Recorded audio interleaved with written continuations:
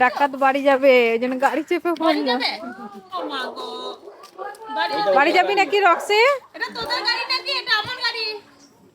ও জানি এটা ওদের গাড়ি।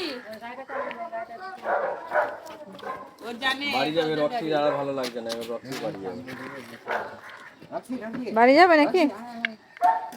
চাবিটা দাও, চাবিটা দাও। চাবি দিতে হবে না। বাড়ি যাবে, রক্সি নিচে নিয়ে চেপে বসছে গাড়িতে।